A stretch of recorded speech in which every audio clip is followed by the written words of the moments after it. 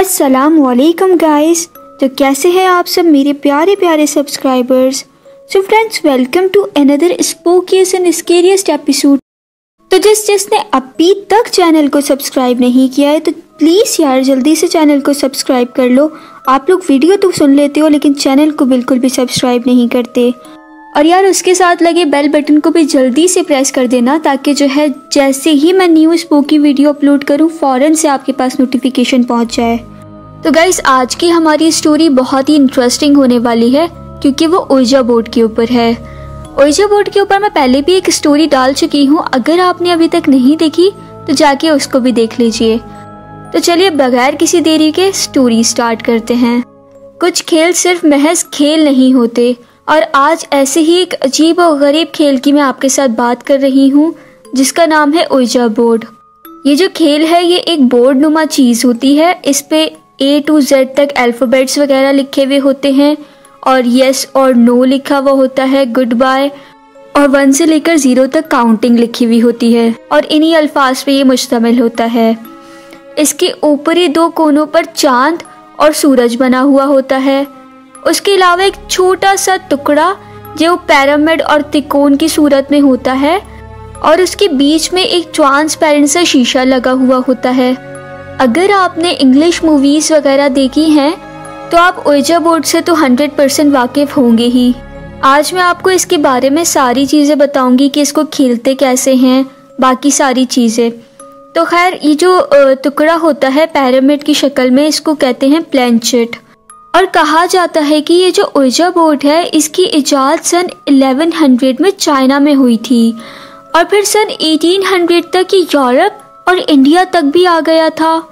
सन 1866 में जो cold war हुई थी उसके दौरान मरने वाले लोगों से उनके घर वाले इस ओइजा बोर्ड को बात करने के लिए इस्तेमाल किया करते थे। और फिर सन 1890 में इसकी बाकायदा मिल्कियत एक अमरीकी कंपनी ने ले ली और फिर उसके बाद उस कंपनी ने ओइजा बोर्ड की लाखों कॉपियां बनाई और हैरत अंगेज बात तो ये थी कि वो कॉपियां हाथों हाथ बिकी। और उससे भी ज़्यादा हैरत की बात ये थी कि उस कंपनी के एक मुलाजिम जिसका नाम जॉन विलियम था, उसने ये अजीबोगरीब बात की थी कि ये जो इस बोर्ड का नाम ओइजा बोर्ड है ये नाम इसने खुद रखा था, वरना इससे पहले इसका नाम स्पिरिट बोर्ड या फिर लोग इसे टॉकिंग बोर्ड के नाम से जानते थे। वो जो मुलाजिम था उसने कहा कि एक दफ़ा की बात है कि ये जो इसका दूसरा अलग हिस्सा है जिसको पिरामिड या प्लेनचेट कहते हैं, ये खुद ब खुद बोर्ड पर घूमने लगा और फिर घूमते घूमते जो वर्ड बना वो लफ्ज़ ओइजा बना, जो कि एक पुरानी मिस्री ज़बान का लफ्ज़ है और इसका मतलब है गुड लक। जिन्हों और भूतों पर जो रिसर्च करने वाले माहिरीन होते हैं वो ये कहते हैं कि इसे अपने बच्चों से और इसे खुद भी अकेले खेलने से उन्होंने मना किया है। इसकी वजह ये है कि उनका खुद का मानना है कि उन्होंने कई ऐसे वाक़यात देखे हैं जिसमें इस शैतानी खेल को खेलने वाले किसी बुरी ताकत के ज़ेरे असर आ जाते हैं। क्योंकि भाई सीधी सी बात है कि जब आप किसी बाहर की मखलूक से या फिर किसी स्पिरिट वगैरह से आप राब्ता करते हैं तो आप खुद भी ये बात नहीं जानते कि आप जिस चीज़ से बात करने लगे हैं वो किस मिजाज की मालिक है।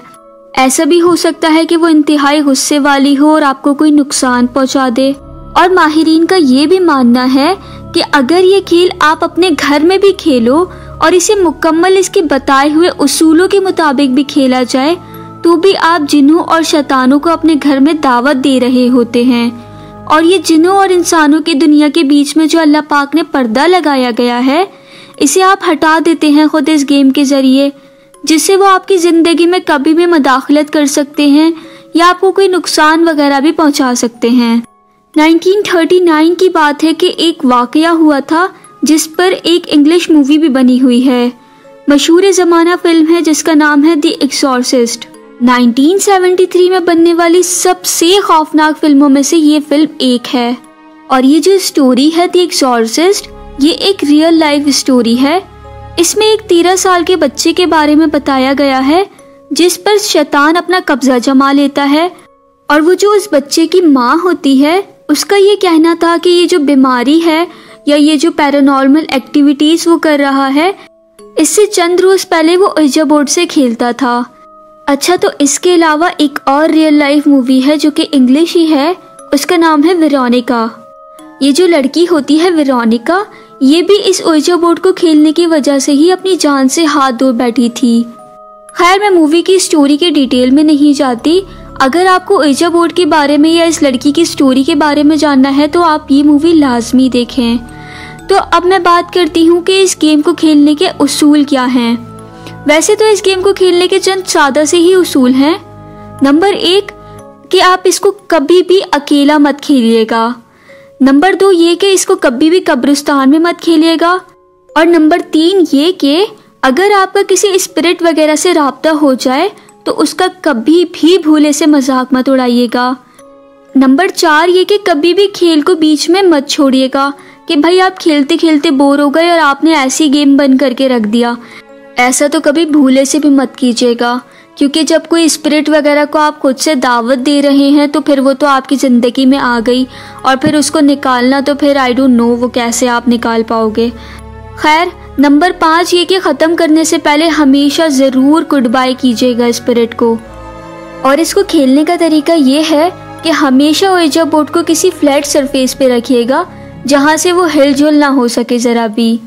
और फिर जो प्लेनचेट है जिससे खेलते हैं, पिरामिड साइज का जो है, उसको बोर्ड के ऊपर रखें और जो आप और आपके फ्रेंड्स वगैरह होंगे वो सब उसके ऊपर अपने फिंगर्स रखें और हल्के हल्के हाथों से उस बोर्ड के ऊपर घुमाएं और साथ साथ ये भी पूछते जाएं कि हमारे अलावा कोई और भी यहाँ मौजूद है।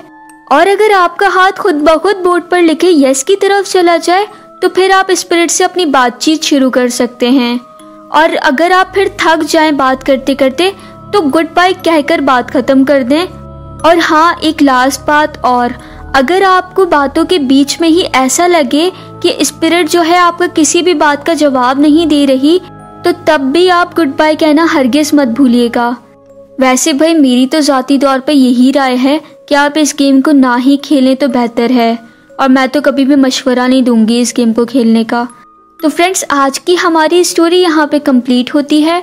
अगर आपको पसंद आई है तो कमेंट सेक्शन में ज़रूर बताइएगा। और आपके पास भी कोई भी हॉरर स्टोरी है या आपके साथ या आपके किसी फ्रेंड के साथ कोई भी हॉरर इनकाउंटर हुआ है तो डिस्क्रिप्शन में दिए गए या फिर वीडियो में दिए गए ईमेल पर राब्ता करके मुझसे लाजमी शेयर करें। तो फिर मुलाकात होती है एक नई वीडियो में। तब तक के लिए अल्लाह हाफिज़।